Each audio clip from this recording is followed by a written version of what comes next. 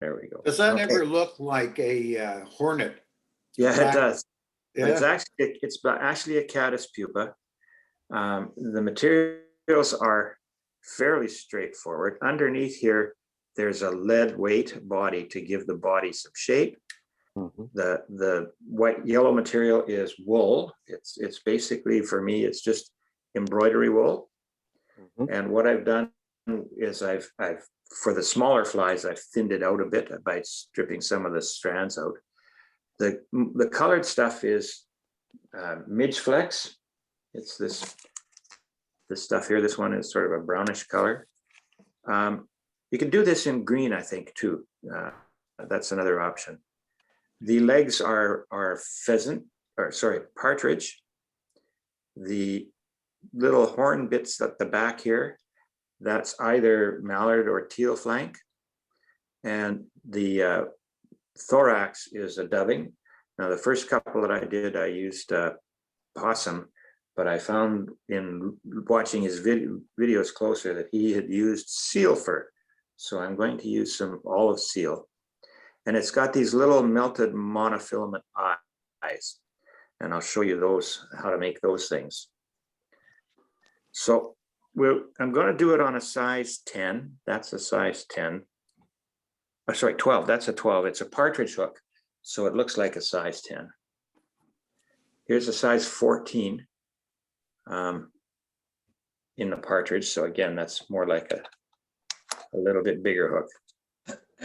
And this is a size 18 partridge hook.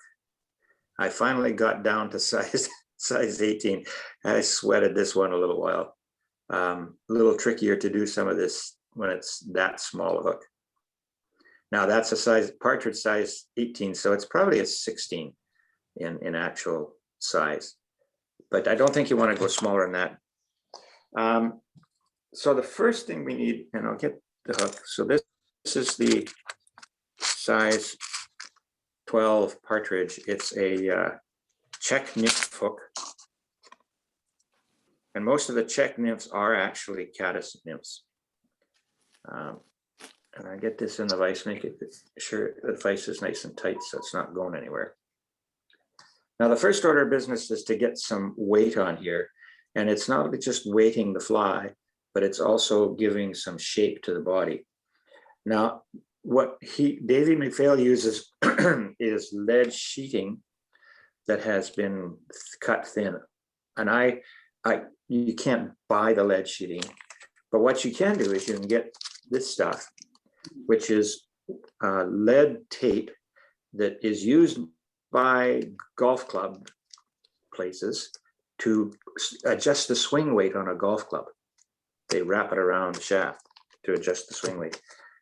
I bought this several years ago, and the other option for using this material is making the shaped body on a zonker fly. So that's why I bought it primarily, was to do that. And what you do is you get this stuff. It's got a paper backing on it. You put it down on your workbench with a ruler and a razor blade, and you cut thin little strips of it lengthwise. So here's a lead strip, and it's a little adhesive on the back, which is kind of nice when you try and put it on the hook. Now, when I first started doing these, I didn't have any. I couldn't find my lead weight. I eventually scrounged it up. So what I did instead is I took 020 point lead-free wire, and I laid it out on my anvil in the workshop and took a hammer and pounded it flat. Mhm. And then I used that. That was a little trickier to get it nice and smooth. However, you do what you.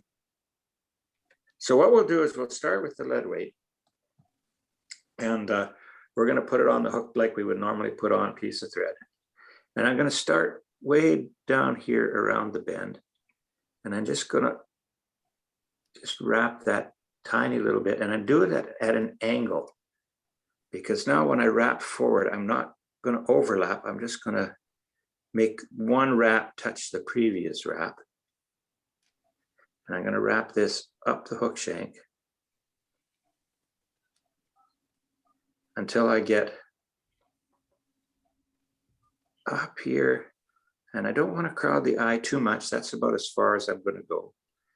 And then I'm going to reverse the angle, and I'm going to wrap it back down in touching turns.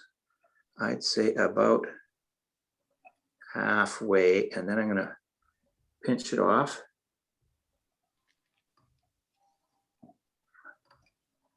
And smooth this stuff out. So now you see I've got a bit of a caddis-shaped body in lead. And then the next thing I'm going to do is I'm going to start the thread and I'm using this light Cahill. It's 8/0. I'm going to start right behind the eye of the hook and use a few wraps to fill up that little gap where the eye closes. And then I'm going to wrap my thread down the hook. Now, one of the problems I found with these things is I tend to wrap that lead too far up the hook shank and end up crowding the eye for the thorax. So I've stopped it a little bit past halfway up with the lead.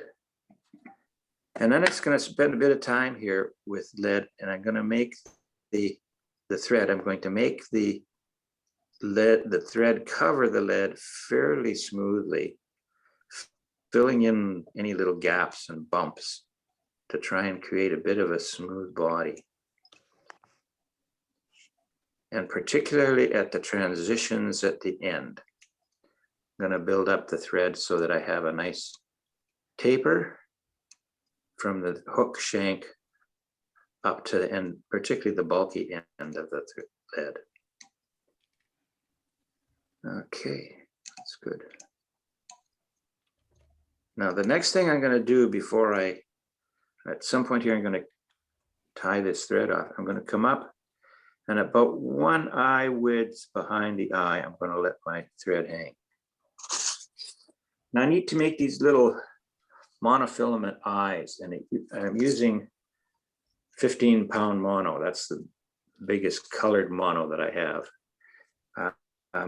And I've got a pair of tweezers that I'm going to grab the end of that mono with my tweezers right near the end, so that there's about a 1/4 inch sticks out. And then I'm going to cut it off so there's about a 1/4 inch on the either side. And I'm just going to adjust it so that it's right at the tip of these tweezers, and there's the same amount of mono sticking out on either side.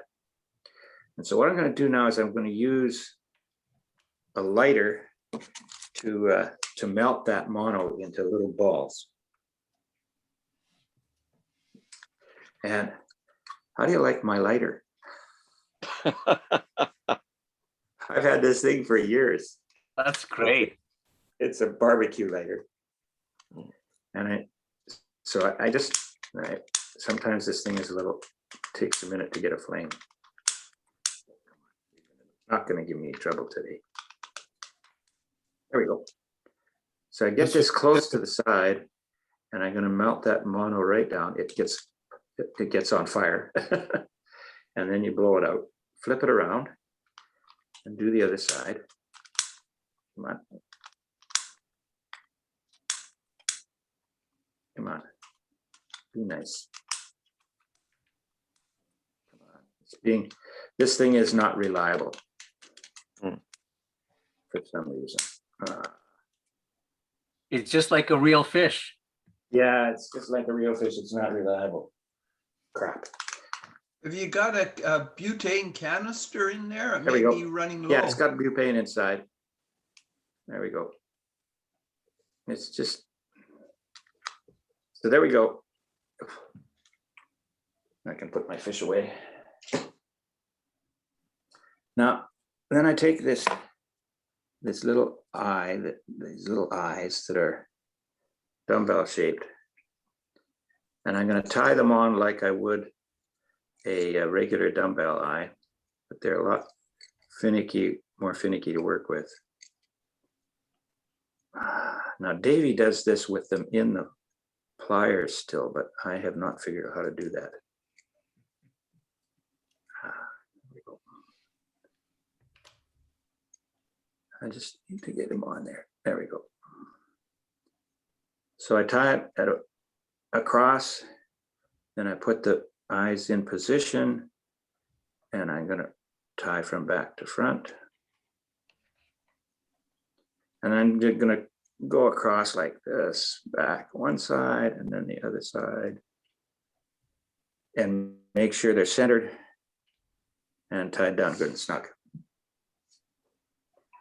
And then what I'm going to do is I'm going to take my thread behind the eyes. I'm going to use my body material, which for this guy is about 4 strands of that embroidery thread. And I'm going to start right at the front of the lead body, and I'm going to wrap on that thread. And I'm going to try and wrap this embroidery thread on the near side of the hook, all the way down the lead shaped body, and right down to where your wraps are almost horizontal, right at the very bottom here. Get that out of the way. Next order of business is this stuff here, which is the stretch flex. Get him out. And for this, I'm going to bring my thread back up to just in front of the point of the hook where it hangs. And I'm going to snip a point into this stretch flex. A little point now. And I'm going to lay that down sort of 45 degrees to being on the side of the hook, just so that when I wrap the thread over top of the stretch flex is now on top of the hook. Then I'm going to use my finger and pull it down. You can see right down here to where the vise is. And then I'm going to wrap over the stretch flex all the way down the hook shank. And what that does is that keeps that flex right on top of the hook, particularly at the bottom end, because I want this flex to be right on top of the hook down there. I'm going to bring my thread back up, and I'm going to, now what Davey does here is he would tie it off, would finish it off to get the thread out of the way while he does the next step. I'm just going to tie a half hitch because I have a rotary vise here so that it is nice and firm. I'm going to bring my bobbin holder up. Now I'm not going to need all of this midge flex. I'm going to, it's cheap stuff, so I'm going to be a little wasteful. I'm going to cut a little longer than I need. Now the next step is to take this midge flex and pull it forward, and I'm going to wrap around the hook right behind it. One wrap. Then I'm going to pull it back. Pull the flex back, and I'm going to make, and I need to do a clockwise twist on this because otherwise it'll untwist on me. And I'm going to wrap right in front of that midge flex. Then I'm going to swap and pull the midge flex in front over top of the hook, making sure it's on top. And I'm going to wrap the embroidery thread over top of the midge flex. Pull it back, again, making sure I keep it twisted nice. And I'm going to wrap in front of it again. And I'm going to do this a couple or 3 times with a single wrap in front. Just need to. So it's a little finicky getting this to, so the midge flex And while I'm doing this, I'm actually stretching the midge flex a bit because I want it to be skinnier widthwise at the back than at the front. So it's pulled a little bit. And then I'm going to make another wrap in front. Still not, this stuff is not wanting to stay twisted. There we go. And I'll make one more like that with a single thread wrap underneath. Pull it back. And this time I'm going to make 2 wraps of embroidery thread in front of the midge flex. 1, 2, pull it forward. And you'll see it makes a little wider from back to front spacing. And I'm going to do another 2 in front. 1, 2. Pull the mid, come on, twist up. Pull the midge flex forward. It's 2 wraps, and then pull the midge flex forward. And one more wrap over top.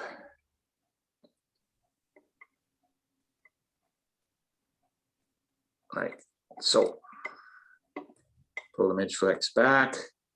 And now I'm going to finish wrapping here. I'm not going to worry about twisting the thread too much. I'm actually going to, because I'm getting short here, I'm going to grab it with my hackle pliers. And so what I'm going to do is I'm going to build a little bit of a thread ramp here so that you can see that it's tapered from back to front a little bit. I'm going to bring my midge flex in between the eyes and make one wrap in front of them. And then I'm going to tie off my embroidery thread.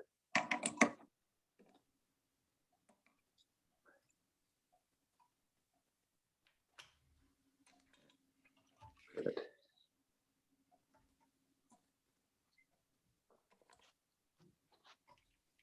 Now the next little bit that is rather tricky to do is to give it its legs. So what I'm going to do is I'm going to bring my thread back to about halfway between the eyes and where the midge flex is sitting. And I'm going to get a partridge feather. And you start off with a regular partridge feather, and they come in different colors when you're looking through the package. And so this is a standard partridge feather. And what I normally do here is I would strip all the fuzz off the back. And then I would measure the barbules to make sure that the barbules are going to come from this halfway down to the bend of the hook. And at that point, I would decide I need about so much on either side.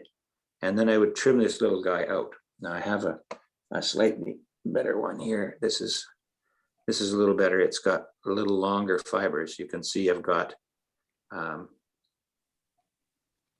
so that's the prepared feather. It's about how much partridge I'm going to want. I don't want a lot of legs here. I'm just going to thin it out a pair. When I get that, I'm going to come up here and I'm going to snip off the end right there. And then I'm going to stroke them back in the normal direction. So you have this little V. Now what I do is I take this V and I turn it so that the curved part is facing down and the V is facing the back. And I'm going to put that down right where the midge flex is. and take my fingers and I'm going to stroke those fibers down below the hook shank. And I'm going to do one light pinch wrap there, a second light pinch wrap there, and let it hang. Now you see all those fibers are now down below the midge flex on the sides of the hook. Mhm. And they're a little long, so I'm going to grab this stem and I'm going to pull it forward just a hair so they're about the right length. That's one of the trickiest parts of this sucker. And then I'm going to tie it off. Come in here and snip the end. So now I've got the legs sticking down on either side of the hook, and about the right length. And at this point, I'm going to get my dubbing because I'm going to put the thorax in. And I have seal fur. This is olive. You could use brown, I suppose. Quite skinny. I'm just going to take a little bit of seal fur over here, not a big chunk, because the dubbing is going to be fairly fine on this. I'm going to do quite a tight little dubbing rope. And I'm going to just put a few fibers on like that. And I don't want it to be too bulky to start with. I'm going to come up here and I'm going to wrap backwards with that fine dubbing rope until it's right at where the midge flex is tied in. And that helps force the fibers that I just tied in from the partridge down below the hook shank. And again, what I'm going to try to do with this is build a ramp of dubbing that is thicker at the back than it is at the front. A little thinner down the front. When I get that done, I'm going to make one teeny little wrap of dubbing right in front of the eyes. A couple of wraps, and then one wrap in between them. When I've done that, this is where you get picky with Mr. McPhail. It's yellow thread. You don't want the yellow showing at the head of the fly. So you get yourself a permanent marker that's brown. And you come in here and you put brown marker up and down your thread to turn your yellow thread brown. And then you pull the midge flex forward over top of this as a shell back, right behind the eye of the hook. And you don't want to pull it tight because you want some width here.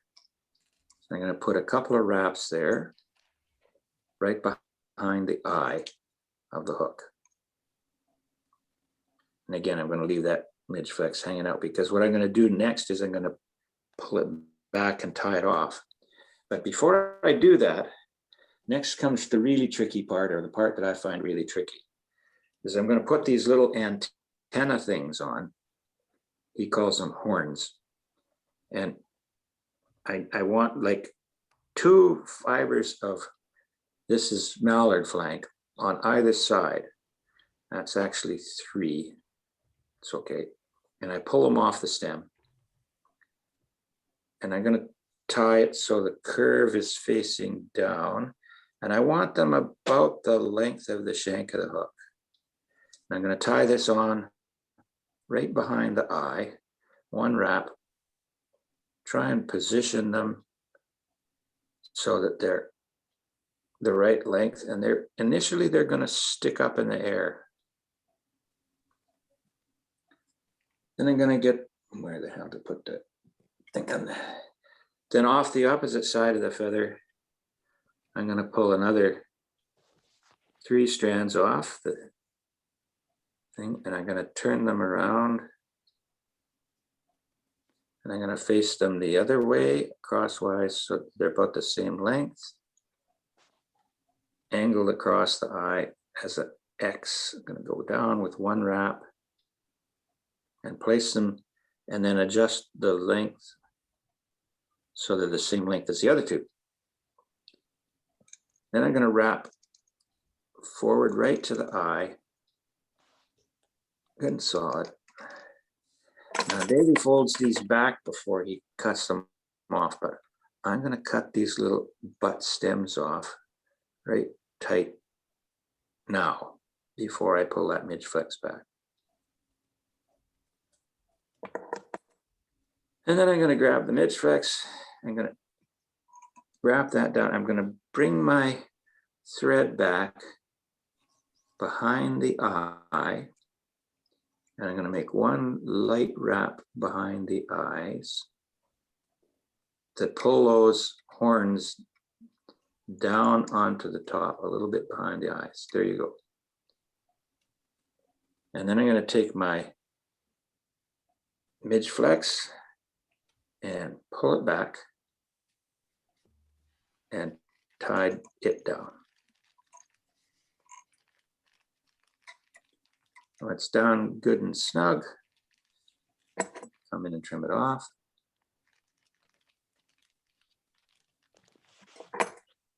And I now have these little horn things sticking out either side. Looks like I have an extra one on one side. Once more, color the thread with the marker, and I'm going to whip finish this. Make sure I have enough. And I'm going to whip finish right behind the eyes.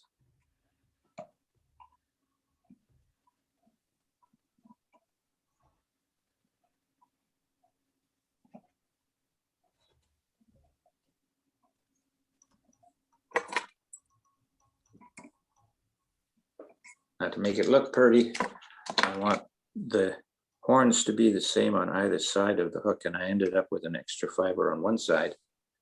So I'm going to come in here with my tweezers and I'm going to pull that extra one off. Come out of there. There we go. And that's him. Trust you can see my light can improve the visibility here.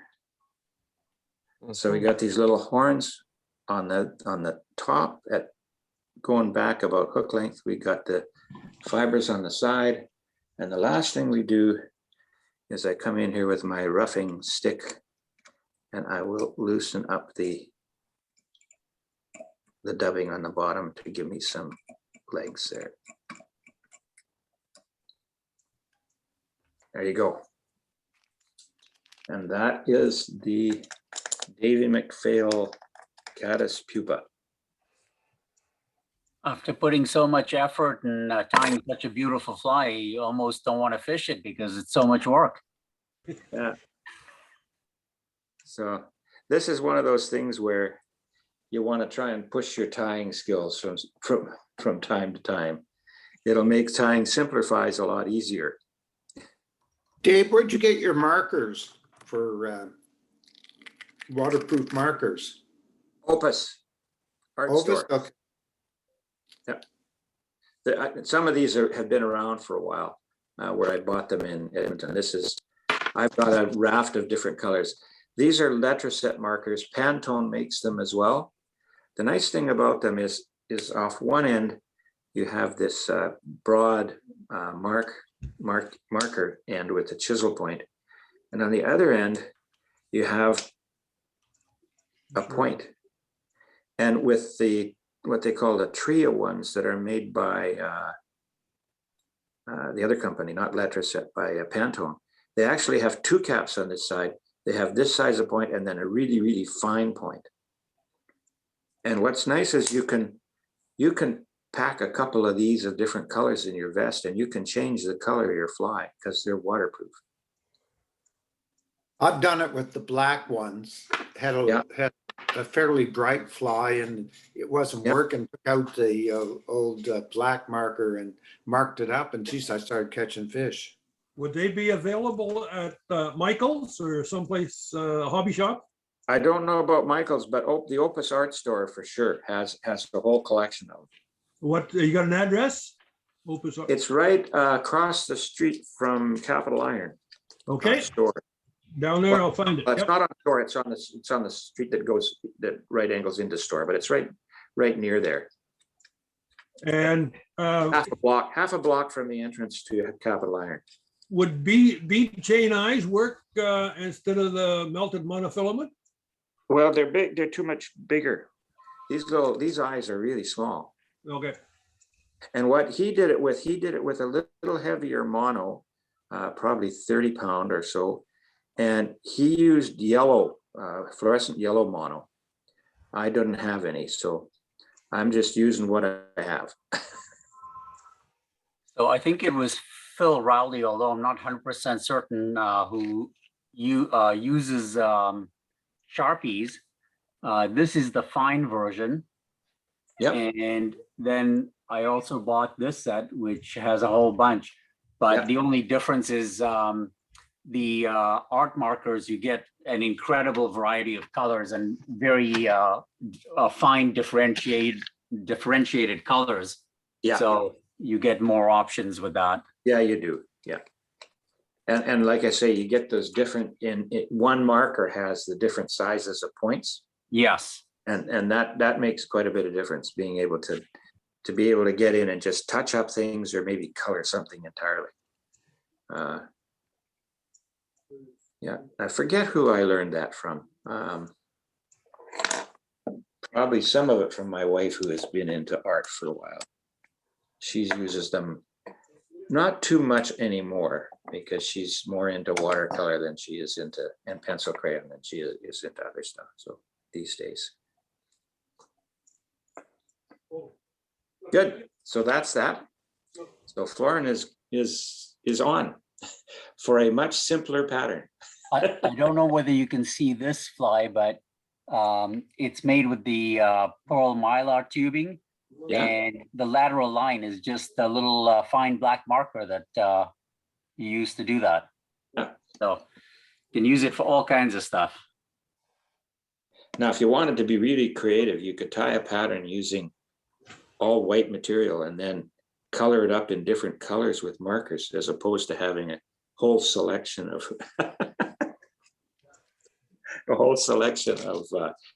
materials to tie flies. You could save money, just use white and color it with the marker. Your fly tying stores don't want to hear that, though. So there you go. Right, so we were talking about pushing fly tying skills. Well, I'm pushing mine here with a Norvise.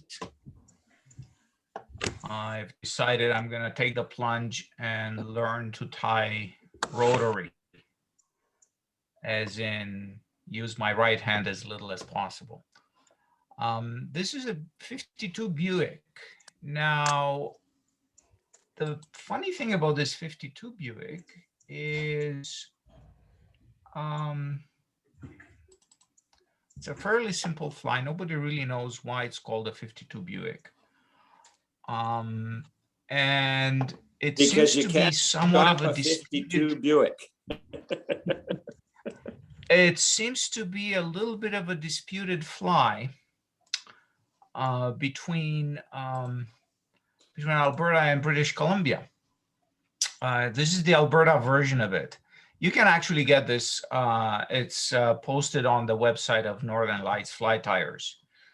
So according to Reg Denny, at least, the originators were in the original owners of the fishing hole in Edmonton around the mid-70s. And it's meant to be a damselfly imitation. The recipe that you get from this source is calling for mallard for the tail and the legs, or lemon wood duck if you want to burn money, but that mallard dyed yellow works fine. And the dubbing is muskrat dyed olive. Well, I suppose they must have had a pile of muskrat that dyed in all colors, because I've seen their other patterns like the which one is it? The needle stonefly. It's also using muskrat dyed dark brown. I just don't have any of those things. So any dubbing in olive, and olive means all kinds of colors to all kinds of people. So you just pick whatever olive you like. And then peacock herl for the thorax, which is the only thing that we all seem to agree on when tying this fly. The other version that you see kicking around has dyed guinea fowl in olive for the tail and the legs. And the rest of the fly is pretty much the same. And then there's a ribbing of fine gold tinsel. Okay, so that's the kind of the basic idea behind the fly. Now let's try to get tying. So this is what a finished fly, according to those ideas, might look like. So if I shade this, maybe shade the light a little bit here, so you can actually see the ribbing becomes a little more visible now. Okay. So I'm tying these things on 9671 hooks from Mustad, which is a bit of a standard longer shank nymph hook. The recommended lengths are 8 to 10. I think I'm going to tie some in 12 as well, because not all bugs are that big. And it's also a little bit of a generic pattern, so you never know what the trout might think this is really. So you want to maybe vary the size a little bit. So I'm going to put the hook in the vise. And what I've done here is I've adjusted the vise so when I lock it in, so the Nora vise has a few locking spots. You can lock it in 4 positions. When you let it loose, it just swings and it settles with the heavy stuff hanging down. And I like to lock it at a 45-degree angle, so I have a perfect view on the front side of what I'm tying. Okay. Black thread, you can use olive. Whatever you happen to have in the bobbin as well works, but some darker color. Okay, and then keep swinging. You know, if you watch Norm do these things on his YouTube videos, it looks depressingly easy. I'm getting to the point where it's a little easier than when I started the first time, but I haven't tied more than a dozen flies on this, so it's actually a bit of a learning curve, but it's not that hard. Okay, so Mallard fibers, I take a clump of Mallard for the tail. I measure, it should be about the gap of the hook, put it in place, run the thread through my fingers, and secure the tails in place. Okay. I'm going to move the thread a little bit forward. And I'm going to attach the rib. So trim the rest of the Mallard. And now we come to the one difficulty with these rotary vices, and that's a problem with all of them. Namely, when you keep your other materials, ribs and whatnots, flosses and so on, you keep them on spools. Well, when you're rotating the vise, these spools have to be attached to the rotating part of the vise, otherwise you cannot use the vise as a rotary. And what I found works on the Nor vise and probably works on other rotaries. I'm just going to move my camera here a little bit so you can actually see the full rig in action. is the following thing. Let me refocus. Okay. So I put a little magnet here. Now the hub of the vise here, this is brass, so that's kind of useless from that perspective. But notice this is one of those nice metal sewing machine spools, and I have a little magnet there. And now this thing is going to stay right here with the jaws of the vise and is going to rotate with the vise. And I think you can do this on other rotary vices that have metal parts. You just use one of these little strong magnets. And now I'm working on trying to work out a solution for my other bobbins of material, which I like to use in tying to do the same kind of attaching. Anyway, attach the rib to the hook. So this is standard stuff.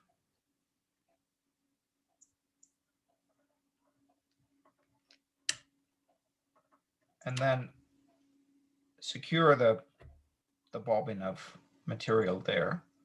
And then just simply start winding the thread back to the bend of the hook to have the rib properly attached. Okay. Now, if you find that this is moving around, you can also just, this is a bit of two-handed tying. I find that you use a lot more, both your left hand and your right hand. It's kind of interesting. Okay, so when you think you've got this in a satisfactory position, lock the vise in place, do a half hitch knot, and then comes the dubbing. So now we're going to do the abdomen of the fly. And here you can use a variety of materials. I have some olive rabbit. I have some antron, which is even labeled damsel. It's kind of it's pretty dark and bright. I think it works for caddis flies as well. And then I have some other antrons here, a bit more of a lighter olive. What you want for the abdomen is you want a slightly lighter color so that you get a good contrast with the thorax. I think that's pretty important here. Okay, so I'm going to try to dub this straight on the thread. The way to do this is to have the thread spin and catch a few of the fibers of your dubbing. And I think this works a lot better in humid climates than it works in a place like Edmonton. So I just have to cheat a little bit for the starting. Oh, come on. This is the part that I'm still struggling with. The other techniques, they work as advertised. It's just that for this, it's very, very dry here, and I am struggling. This is actually the worst of the fire season in Alberta, is the springtime, this interval between. So I'm just using a little bit of beeswax here. Let's start again and just get it going by spinning it first by hand. And as you can see, it's catching on, but it's not as well as I would have liked. I'm trying to spin this into a slight, whoops. Like I said, it's a learning curve. And I'm trying to spin this into a little bit of a taper here. Okay, we'll adjust the dubbing as we put it on. Okay, so bring back the whole affair to the tail end. I don't like to have unsightly gaps back there.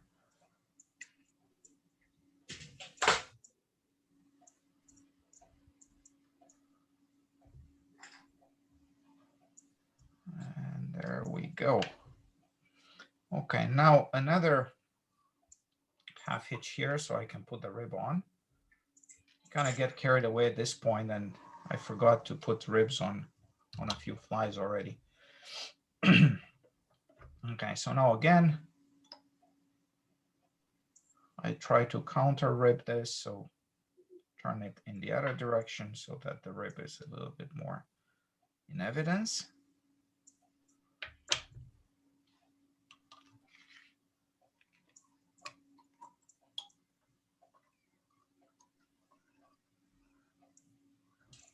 Secure this properly.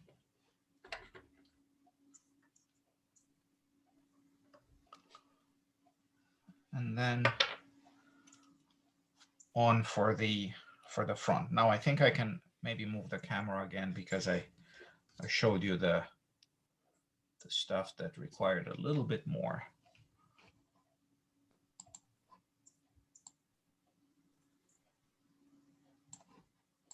Okay. Whoops. Let's see here.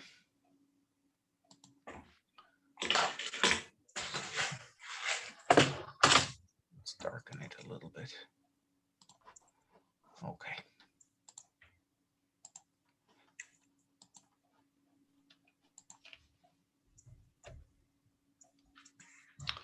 All right, so time for peacock. On a size 10 hook, you can use, depending on what you have. This is a eye feather. The strands here are reasonably thick and beefy, so I can probably get by with only 2. Trim the tips and attach the herl by the tips as well. Okay. Make sure this is all the way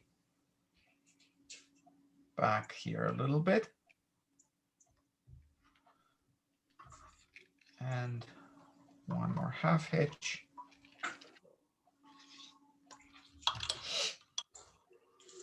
Thread in the rest. And now just give this a tiny little bit of twist at the beginning so it does not, the 2 strands don't go their separate ways. That's the thing I'm trying to avoid. So spin this carefully here onto the hook.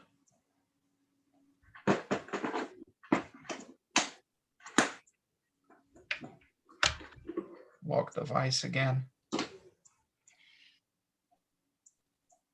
And bring the thread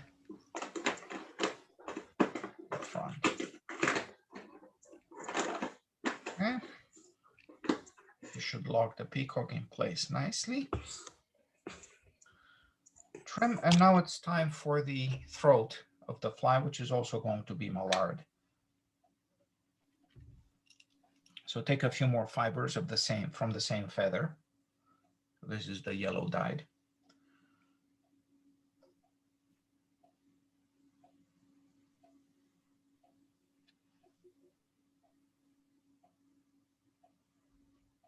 Measure, you want it to reach about to the point of the hook, but not much further than that. Grab them with the other hand, keep them in place, and secure.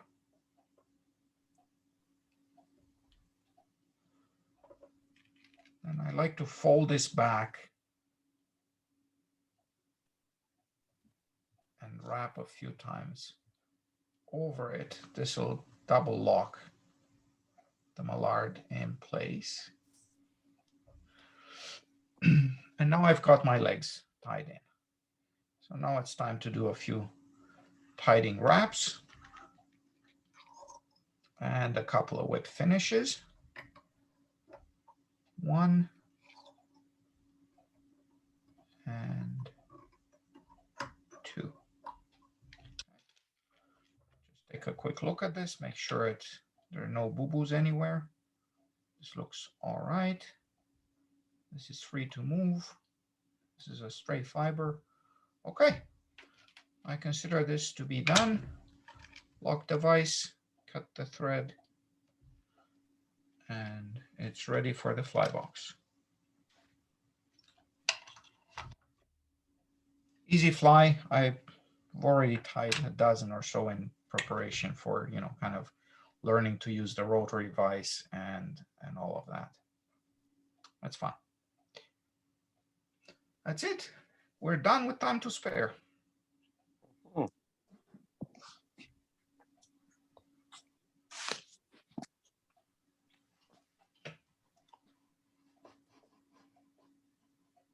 So in terms of material selection, colors and everything, that's a lot like the Cardiff Special, isn't it, Florin? Very similar colors, yeah. It's just that this is a long and slender, whereas the Cardiff Special is kind of a. Yeah, it's a short mayfly nymph, right? It's a short and chubby, yeah. So I'm not a huge fan of long shank hooks. I would be willing to go as far as a 9672 with this pattern. The super extra long shank ones, like the 9674 or whatever they're called, 75 980 or whatever. 4X long, or yeah, the 4X longs, I find those to be a little too long, but keeping a long slim profile is important for these things, as long as you're thinking damselfly. Yeah. In this sizes, you know, 8s and 10s, they could be little bait fish too. So this is a bit of an attractor pattern as well. okay. Yeah, I use those in both 10s and 12s with great success in the interior. Yeah. Any place that has damselflies, that's a great pattern. Yeah, which is why I'm surprised that in the in Denny's book it says sizes 8 and 10.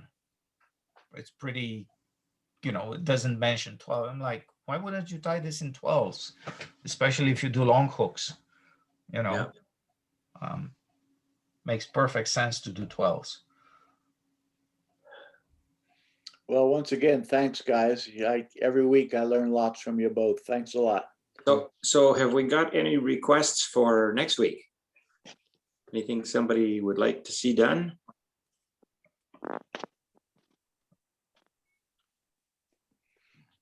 Ron sent a couple of those emerger flies around. Maybe you could do one more emerger.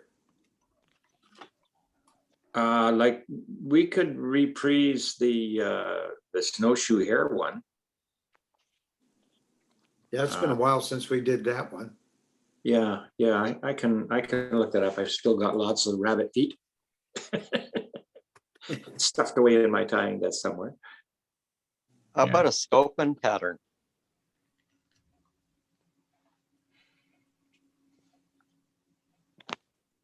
Sculpin pattern, that would be.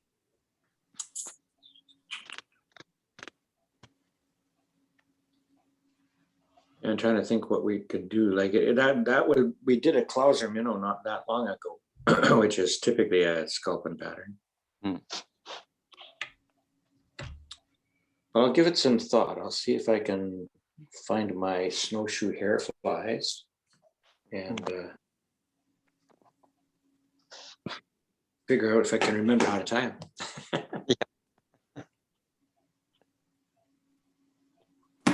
I won't be here next week since I'm going to be at Buttle Lake. Yes. So I'll have to check out what you guys do on the video. Just as an aside, what are the rules? Like, I know for freshwater fishing, it's only one hook. For salt